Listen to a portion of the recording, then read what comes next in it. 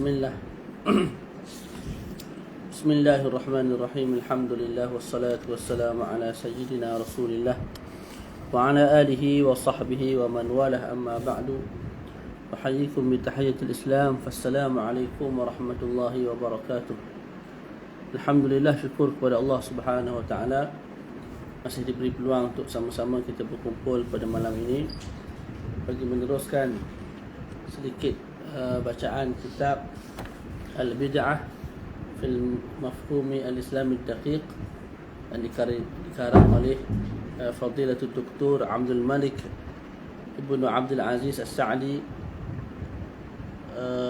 rahimahullahu ta'ala. Nah, kita dah masuk pada muka surat 25, iaitu pada katanya al-amalu bil hadis ad-da'if fi fadailil a'mal. Beramal dengan hadis da'if pada fadilat amalan, pada fadilat amalan. Kita baca: wa ala hadzal asasi qala jumhurul ulama'i yu'malu bi fadailil a'mal bil hadis ad-da'if فعلا أو تركا حذرا من أن يكون الحديث صحيحا في نفس الأمر ومن ثم يحرم المسلم فضل الفعل أو الترك الثابت به إذ الضعف جاءه من سنده. Jadi Syekh sebut kat sini telah berkata jumhur, iaitu kebanyakan ulama, boleh kita beramal dengan fadailul a'mal walaupun sabit fadilat amalan tersebut dengan hadis yang dhaif, sama ada pada sudut melaksanakan ataupun pada sudut meninggalkan. Maknanya kalau ada hadis yang bagi tahu amalan sekian, fadilatnya sekian, hadis itu dhaif, kita boleh amal. Begitu juga kalau tinggalkan sekian, maka kelebihannya sekian, hadis itu dhaif, juga kita boleh beramal dengan hadis tersebut. Sebab apa? Bimbang hadis itu pada realiti sebenar ianya sahih. Kemungkinan tu masih ada lah, walaupun kemungkinan tu tak banyak. Tu. Jadi dihukum dhaif oleh para muhaddisun bersandarkan apa yang mereka lihat pada sanad hadis, pada matan hadis, maka dihukum sebagai dhaif. Tapi perkara tu boleh jadi, ini bukan kita nak ittiham para muhaddisin, tak, tapi boleh jadi kemungkinan ihtimal akli tu masih ada. Perkara tu, hadis tu benar-benar sahih datang daripada Nabi. Jadi kalau betul-betul sahih datang daripada Nabi, maka secara tak langsung bila kita tinggalkan terus, maka kita terlepas daripada fadilat, kelebihan amalan amalan tersebut. Nah, boleh. Contohnya apa? Contoh hadis dhaif. Misaluhu fil fi'l qawluhu 'alaihi salatu wassalam idza ja'akum karimu qaumin fa'akrimuh. Dalam sebuah hadis baginda Nabi 'alaihi salatu wassalam bersabda, jika datang kepada kamu orang yang dimuliakan daripada satu kaum, maka muliakan dia. Maknanya kalau datang kepada kita pembesar, pemimpin, maka muliakan dia. Okey, hadis ini disebut oleh Al-Imam Abu Daud sebagaimana dinaqalkan oleh Imam Al-Qarafi dalam Ihya. Hadis ini dhaif. Wa ma'a hadza fa inna min makarimi akhlaqil Islam ikramu ahli al-makanah wal hay'ah. Walaupun dhaif, tapi termasuk juga di bawah kemuliaan akhlak dalam Islam, kita memuliakan orang yang mulia, orang yang ada pangkat, orang yang ada kedudukan, dan benda itu sabit dengan hadis-hadis yang lain. Boleh tak? Jadi untuk kita amalkan hadis ini tidak ada masalah walaupun dhaif. Wa misaluhu fit tarki, contoh pada sudut meninggalkan pula. Qauluhu sallallahu alaihi wasallam la tashghalu qulubakum bi dzikri dunya. Hadis Nabi sallallahu alaihi wasallam menyebut, jangan kamu sibukkan hati kamu dengan mengingati dunia. Dha'afahu Suyuti fil Jami' as-Saghir. Hadis ini dilemahkan oleh Imam Suyuti dalam kitab Al-Jami' as-Saghir. Jadi hadis tu lemah. Wa ma hadza fal aula bil mu'min alla yashghala qalbahu alla an la yushghila qalbahu bitafkir bidunya. Walaupun dhaif, saya sebut aula dan sepatutnya orang beriman tu memang tidak perlu terlalu berfikir tentang dunia. Tak. Jadi daripada dua hadis yang dhaif yang kita baca tadi, walaupun hadis tu dhaif tapi maknanya sahih, maknanya tepat, berbetulan dengan prinsip agama kita. Cuma kena ingatlah, nak beramal dengan hadis dhaif pada fadailul a'mal pun dia ada syarat dia. Seperti mana yang disebut oleh Maulana Syekh, wa 'ala ar-raghmi min qawli al-ba'd yu'malu bil-dha'if fi fadailil a'mal fa innahum lam yaqulu dhalika mutlaqan bal la budda an tatahaqqaqa fihi syurutul atiyah.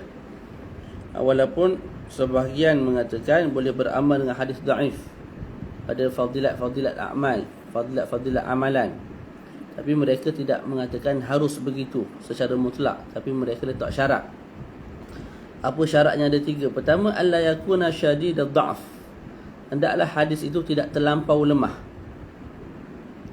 Tidak terlampau lemah. Macam mana hadis tu boleh jadi hadis yang terlampau lemah sehingga kita tak boleh amalkan? Bi an yakuna fi isnadi rajulun muttahamun bil kadhib wa laysa mutahaqqaqan min kadhibi. Sekira-kira dalam sanad tu, dalam rantaian sanad tu ada perawi yang dituduh sebagai penipu tapi tak confirm, maka hadis tu akan jadi hadis yang bersangatan lemah. Boleh? Dalam sanad itu ada seorang pemuda yang dituduh sebagai penipu tapi tidak confirm menipu. Kalau kita tengok dalam kitab Syarah Al-Manzumah Al-Baiquniyah fi Mustalah al-Hadith, dikarang oleh Khatimatul Muhaqqiqin wal Muhaddithin Al-Syeikh Abdullah Sirajuddin, dia sebut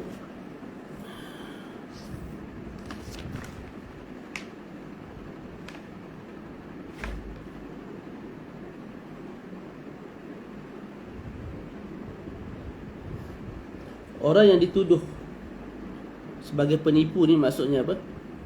Maksudnya wa muttahamun bil kadhibi ay muttahamun bi ta'ammudil kadhibi bi an yakdhiba fil hadithi la ala wajhi ta'ammud wa taqassud walakin yakthuru minhu hatta yuttahama bi ta'ammudi. Muttahamun bil kadhib ini maksudnya ialah orang yang tidak sengaja sebenarnya nak menipu dalam meletakkan hadis. Bukan dia mereka hadis palsu tak. Dia tidak ada niat pun nak memasukkan hadis. Faham tak? Tidak ada niat pun nak menipu, tapi terlalu banyak kali silap. Terlalu banyak silap sehingga dituduh seolah-olah sengaja nak menipu Nabi, nak membuat hadis palsu.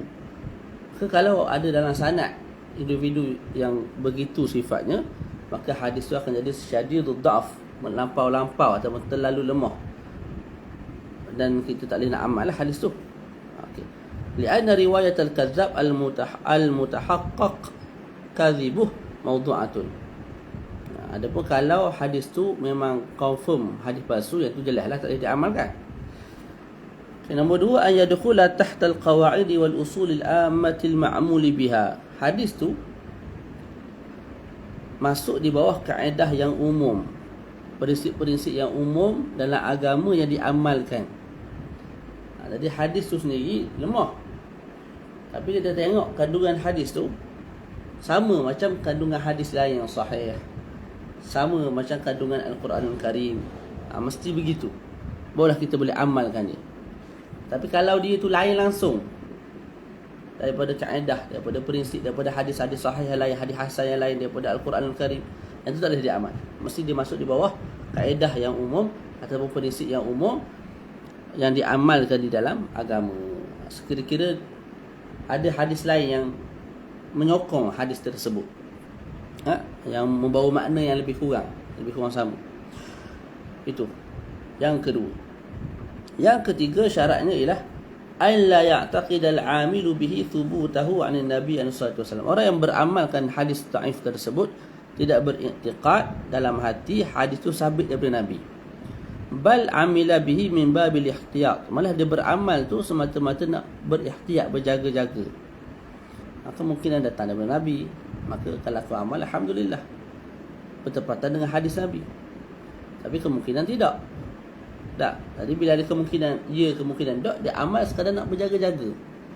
Bila betul itu datang dari Nabi, dia dapat kelebihan. Tak. Gitu. Jadi masa dia beramal, dia tidak i'tiqad itu sabit daripada Nabi. Liza, oleh sebab itu, fal aula tarkul amali bihi fi ba'd al ahyan hatta la ya'taqid al awamu thubutahu 'an Nabi alaihi salatu wassalam in kana amalan zahira. Oleh demikian saya sebut aula molek, kadang-kadang kita tinggalkan beramal dengan hadis dhaif tersebut supaya orang awam tidak menyangka amalan tu betul-betul sabit daripada Rasulullah. Faham tak? Kalau amalan yang kita buat tu amalan depan orang lah. Jadi kita berpegang dengan satu hadis dhaif yang cukup syarat. Kita buat, seorang buat. Kita pula tok guru. Jadi orang tengok, orang akan anggap benda tu sabit betul daripada Nabi, sedangkan tidak. Faham tak? Malah kemungkinan apa tadi? Sedangkan ini tak sabit daripada Nabi ataupun hadis tu dhaif, kan? Macam kita sebut tadi lah. Maka kalau kita beramal secara berdepan dengan orang lain, mana kita beramal secara zahir depan khalayak ramai, maka ada waktu-waktu tertentu kita tinggalkan juga perbuatan tu supaya orang tak anggap perkara tu betul-betul sabit daripada Rasulullah. Amma ma ya'maluhu al-insan bi syaklin khafif fala mani'a min ad-dawami alaih. Tapi kalau dia beramal dengan hadis dhaif, dia amal seorang-seorang dia kat rumah, tak ada orang tahu, maka tidak ada isu dan tidak ada masalah untuk dia kekal beramal setiap hari dengan hadis dan dengan hadis dhaif tersebut. Boleh? Dia mesti ada 3 syarat ni baru boleh beramal dengan hadis dhaif. Pertama, tidak terlampau lemah. Tak sekira-kira dalam sanad tu, rantaian sanad ada orang yang dituduh sebagai menipu. Yang kedua, hadis tu mesti masuk di bawah kaedah dan juga prinsip yang umum yang diamalkan dalam agama. Yang ketiga, kita selaku orang yang beramal dengan hadis tersebut tidak i'tiqad hadis tu datang daripada Nabi, amalan tu datang daripada Nabi. Mana kita beramal sekadar nak mimbabil ihtiyat, berjaga-jaga. Bila gugur satu syarat daripada 3 syarat ini, apa yang akan berlaku? Saya sebut fa in fuqida wahidun min asy-syurut la yajuzu al-'amalu bih kama la tathbutu bil hadits ad-dha'if al-ahkamu al-ilzamiyah ma lam yataqawwa bi syahidin aw mutaba'ah aw nahwiha kama sanwaddihu dhalika fi ma ya'ti. Kalau gugur satu syarat, maka tak boleh beramal dengan hadis tersebut. Dan begitu juga hadis dhaif tidak boleh mensabitkan satu hukum yang berbentuk wajib, yang berbentuk haram, selagi mana tidak dikuatkan dengan syahid ataupun mutaba'ah, sebagaimana akan datang perbincangannya pada sesi akan datang. Boleh? Jadi untuk sesi akan datang kita akan baca khata'un syai', satu kesilapan yang tersebar yang difahami oleh ramai manusia. Ada di antara manusia ni, terutama penuntut ilmu, dia faham bila hadis itu dhaif, seketul itu dhaif, maka terus reject. Sedangkan bukan begitu.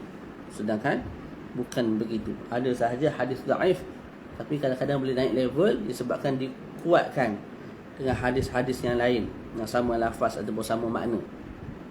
Dipanggil dalam bahasa mustalahul hadis syahid ataupun mutaba'ah, dikuatkan dengan penyokong. Tak, jadi bukan semata-mata tengok hadis tu dhaif, dihukum dhaif, maka terus kita reject, tak beramal. Itu cara yang tak tepat lah dalam berinteraksi dengan hadis yang dhaif. Sebab yang dhaif tu boleh naik ke peringkat hasan li ghairi. Kalau kena gaya. Ala kulli hal, cukup sekadar tu. InsyaAllah bertemu pada sesi akan datang. Sallallahu ala sayyidina Muhammad wa ala alihi wa sahbihi wa baraka wa sallam. Alhamdulillahirabbil alamin. Assalamualaikum warahmatullahi wabarakatuh.